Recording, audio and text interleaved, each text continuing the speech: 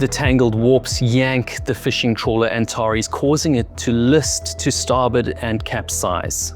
The submarine drags the overturned trawler along the surface until it pulls Antares underwater and the warp lines snap.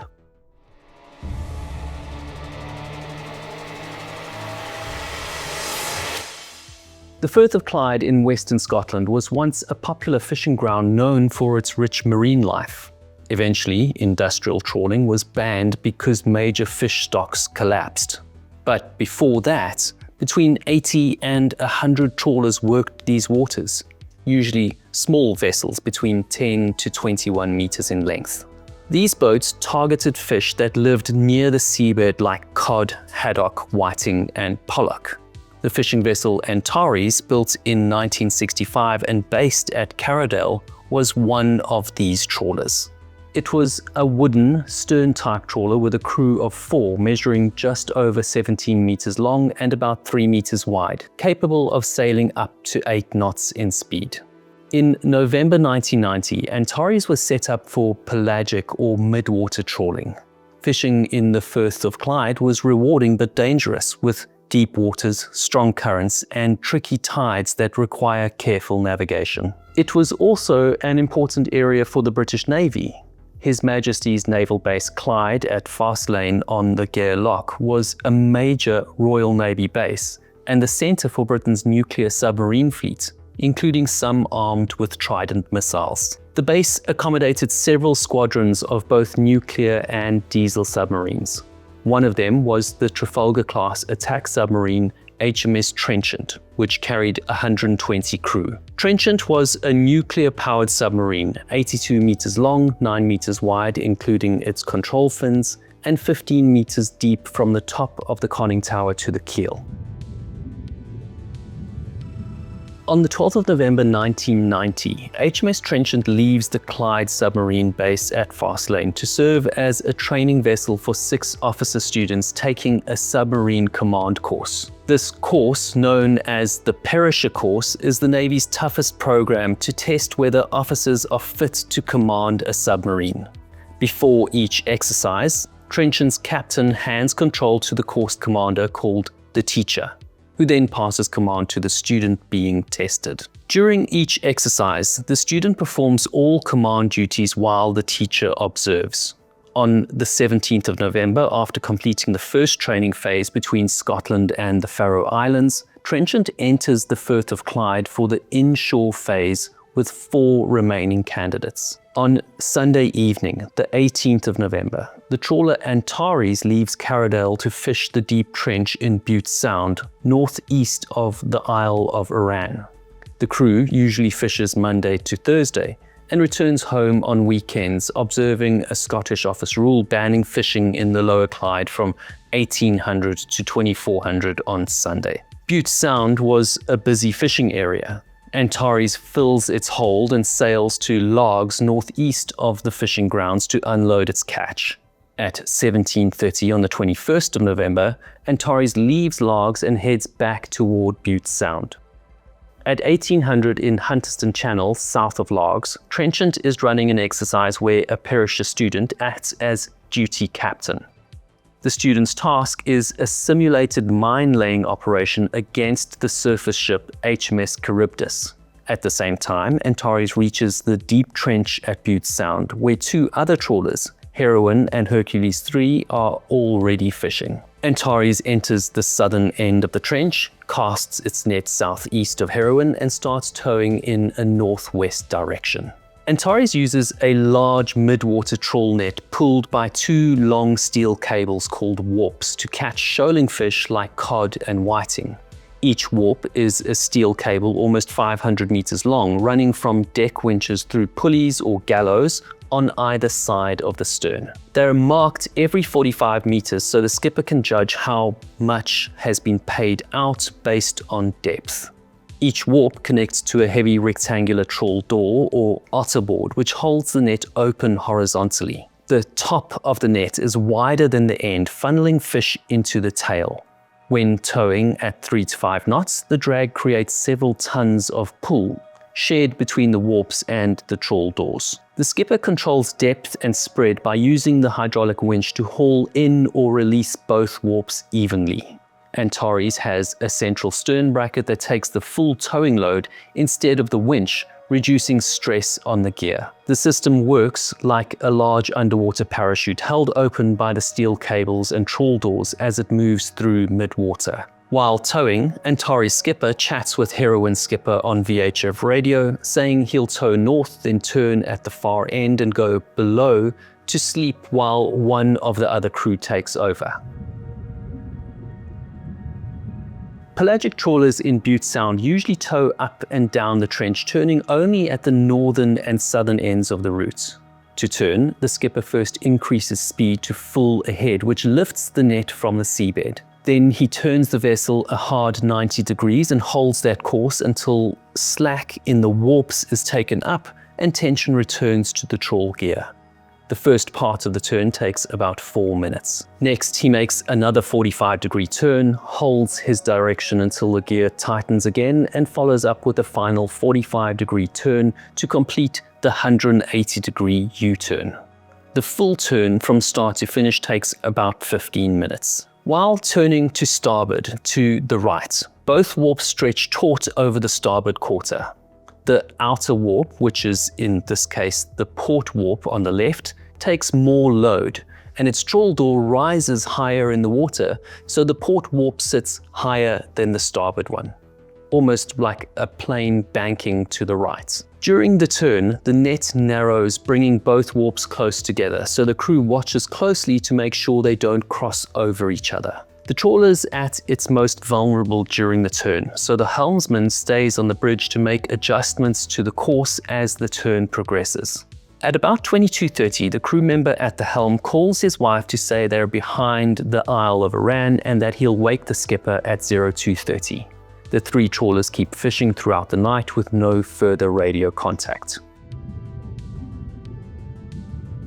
At Hunterston Channel, the submarine trenchant finishes the mine-laying exercise and heads south so the frigate Charybdis can search for the sub and for trenchants to practice evasive maneuvers. This stage involves frequent course and speed changes to avoid detection and to find a chance to attack Charybdis. At 0100 on the 22nd of November, there's a change of watch on the submarine's command center, but the same student remains as duty captain. At 0131, trenchant rises to periscope depth to locate Charybdis for a simulated attack. The student duty captain scans through the periscope and sees only the frigate at the surface.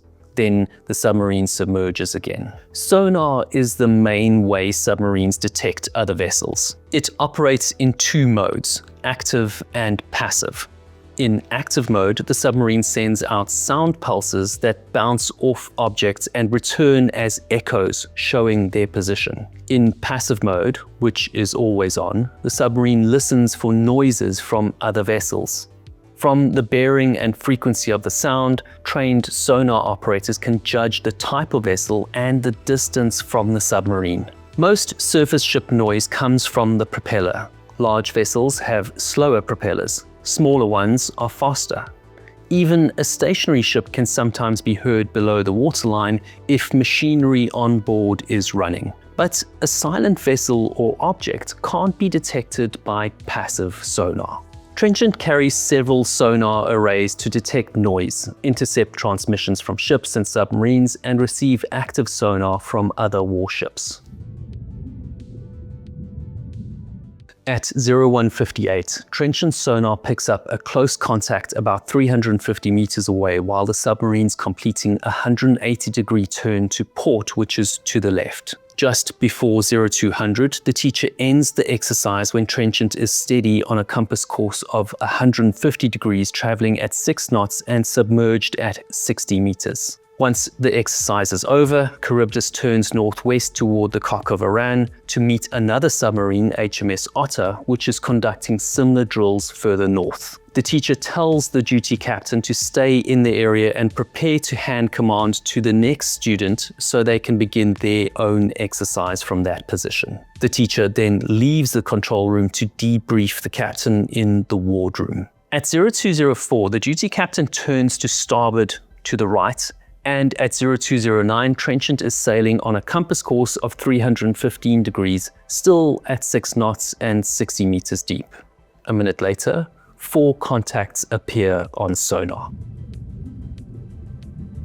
Trenchant's passive sonar detects 4 contacts. Contact M01 is identified as the naval vessel Charybdis moving away. Contact 03 and 05 are classified as fishing vessels, while contact 45 is logged as a coaster, but could also be a fishing vessel. On the surface, Charybdis lookouts see 2 trawlers passing each other, Heroine towing northwest and Antares towing southeast, about 370 meters apart, passing port to port. The sonar controller reports contact 05 fine on the port bow, bearing 304 degrees. This means the fishing vessel appears just ahead to the submarine's left side. What the sonar operator doesn't know is that the source of the sound isn't 1, but 2 vessels, Antares and Heroine. Their bearing overlaps on the passive sonar. Because passive sonar doesn't give range, both trawlers appear as one in roughly the same direction. At 0213, the sonar controller reports contact 05 as a noisy target with a steady bearing. A steady bearing means the direction from the submarine is not changing. The vessel could be going in a parallel course with the submarine, its distance could be widening or closing. Having a steady bearing prevents the submarine crew from creating a range calculation. They can't tell how far away the vessel is. In order to calculate the distance, they have standing orders which require a ranging maneuver. They need to change course or speed to force the bearing to change, but they don't change their course or their speed. At 0216, contact 05 is reported bearing 306 degrees, slowly shifting right and showing 35 decibels on the noise meter. At that moment, Antares is making its usual turn to the southern end of its tow, speeding up to lift its net. At 0217, the bearing of contact 05 moves from 306 degrees to 322 degrees. It gets louder, and the sonar operator reports that it's moving rapidly to the right. While the duty captain hands over to the next student in line to relieve him, he reacts to sonar reports of a close contact to starboard on their right and orders 15 degrees on the port rudder, a turn to the left. He then increases that turn up to 30 degrees. At 0218, Trenchant heading 300 degrees on the compass and contact 05 heading 355 degrees on the compass pass each other at a minimum surface distance of about 180 meters. On the surface, Heroine's watchkeeper sees Antares turning to starboard to the right to begin another northwesterly tow. Then he turns his attention to Hercules 3 towing southeast ahead of them. The duty captain on Trenchant orders a new course of 260 degrees. 45 seconds later, officers and crew in Trenchant's control room hear metal banging and scraping as the submarine collides with Antares trawl warps and spreader gear. The slack starboard warp on the right touches first, followed by the taut port warp on the left, which snags on Trenchant's right side and jams under the base plate of the parastome, which is a small sonar housing forward of the fin. Within seconds, the tangled warps yank Antares to its right, flipping it upside down. Seawater quickly floods in through the open starboard wheelhouse window. Trenchant drags the overturned trawler along the surface until it's pulled underwater and the warps snap. Antares resurfaces upside down with only the front of the bow showing. The sonar controller immediately reports that a trawl net has likely been snagged. The duty captain gives the order to stop the engines. At the time of the impact, the navigating officer plots Trenchant's position as 55 degrees, 39 minutes and 5 seconds north, 5 degrees, 3 minutes and 3 seconds west, with an estimated heading between 285 and 289 degrees. The officer of the watch orders the crew to stand by to return to periscope depth, which initiates a standard drill for the crew. Everyone locks in at their station and waits for instructions. 45 seconds after the collision, the teacher and Trenchant's captain enter the control room after hearing the noise, and the navigating officer briefs them on the situation. After a quick assessment at 0222, the teacher takes command from the duty captain and orders slow ahead at 5 knots with 30 degrees on the port rudder, which brings Trenchant onto a course of 090 degrees. During this time, the submarine rises to a depth of 37 meters. The teacher delays surfacing until he's sure there aren't any surface vessels above them. The crew checks for surface contacts and tries to reacquire contact 05, but they can't see it on their sonar. Before Trenchant steadies on a 090 degree course, the operator at the underwater telephone picks up a sound described as a disturbance of the sea, followed by a brief whine of a propeller winding up, which lasts only 5 or 6 seconds, the sound of Antares sinking.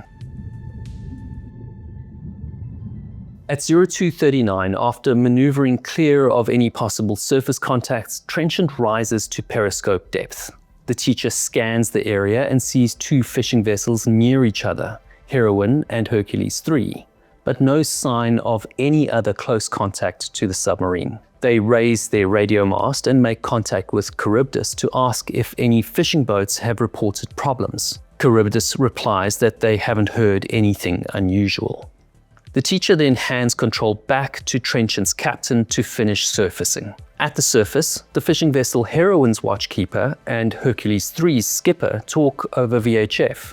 They can't see Antares light, nor can they see the vessel on their radar. They assume it's moved south out of their area and continue fishing.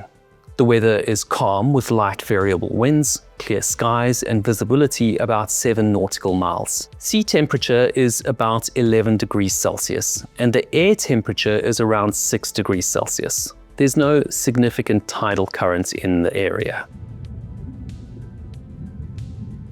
At 0252, Trenchant surfaces under the captain's command. The crew inspect the vessel and find a wire with a length of chain wrapped around the submarine's Paris dome. The wire runs from the starboard side, where the chain is embedded in the dome's glass-reinforced plastic. It runs around the dome's front, dips into the water on the port side, and trails backwards under heavy tension. Trenchant's crew use bolt cutters. Most of the wire and net are cut free and drop to the seabed. The remaining wire and chain are kept as evidence. The teacher contacts Charybdis again to ask if anything unusual was seen or heard. The reply is negative. He then broadcasts on VHF channel 16 and other channels, calling the 2 fishing vessels he saw earlier south of the Cumbries. Heroine's watchkeeper hears the call but ignores it, assuming it's meant for other boats, since Heroine is already north of the Cumbries. At about 3:15, after hearing nothing on the radio, the teacher reports the event to the fast lane operations room. He lets them know that Trenchant collided with a trawl net, but he believes the fishing vessel involved is safe. At 0410, the fast lane operations room forward the reports to the Clyde Marine Rescue Coordination Center. The Clyde Rescue Center tries to get more details and broadcasts on VHF channel 16 to all fishing vessels south of the Cumbries, but no one replies. At 0415, the fast lane operations officer phones the secretary of the Clyde Fishermen's Association to report the incident. Trenchant stays at the surface while the captain assesses the situation. One of the 2 nearby trawlers passes close, but the 2 vessels don't make contact with each other. At 0500, with calm surface conditions, no distress signals, and only minor damage, the captain decides to continue the training exercise. They notify Fastlane, then Trenchant submerges and resumes their operations. Later that morning, the secretary of the Clyde Fishermen's Association checks local ports for any word from the vessel involved, but no one knows of any incident. At 0847, he calls Clyde Rescue Center again, urging them to find out which vessel was involved and confirm they are safe. The Clyde Rescue Center starts contacting trawlers in the area. At 0943, after speaking with Heroine's skipper, they realize Antares could be missing. They try to reach Antares, but they don't get a response. They search the harbor and find nothing. The rescue centre asks the Royal Naval Air Station at Prestwick to send a helicopter to search the area south of Garrock Head. At 10:57, a helicopter spots fish boxes and an oil slick, which prompts a full-scale search using another helicopter, lifeboats from Lamlosh and Troon, and local fishing vessels. Local rescue personnel drive the shoreline to search for anyone or anything that might have washed up on the rocks. Heroine and Hercules 3 stop fishing, haul their nets, and join the search. At around 1200, Trenchant returns to Fastlane after finishing its training exercise. Less than an hour before berthing, the crew learns that a fishing vessel is missing. Charybdis is heading south after completing its exercise with HMS Otter. It's recalled to help with the search. At 13:20, Charybdis reaches the area and takes over as on-scene coordinator. The fishing vessel Britannia reports another oil slick. Heroine and Hercules 3 go to that position to run a sonar search for Antares. At about 1400, they find a new wreck on the seabed at position 55 degrees 39 minutes 5 seconds north, 5 degrees 3 minutes and 5 seconds west. 30 minutes later, Charybdis receives the coordinates and marks the spot with a surface buoy. The surface and shoreline search for survivors continues with 40 search and rescue vessels and 33 fishing boats. On the 23rd of November, the Royal Maritime Auxiliary vessel Toreador confirms the wreck as Antares. It lies about 150 meters below the waterline, facing northeast, resting on its starboard side. The loss of Antares is one of the most thoroughly documented cases involving a Royal Navy submarine. The official investigation led to a set of safety guidelines which now applies to all Royal Navy and foreign submarines operating in British waters. The report concluded that the sole cause of the collision was a partial breakdown in the watchkeeping structure and standards on board Trenchant. Between 1980 and 1990, the Marine Accident Investigation Branch and the Royal Navy recorded over 15 entanglements of submarines and trawl nets, mostly ending in damaged equipment and not the loss of life or vessel. 2 crewmen were found inside the wreck, a third just outside it, and the 4th was recovered in a fishing trawler's net about 5 months later. To watch another disaster, click the video on screen now.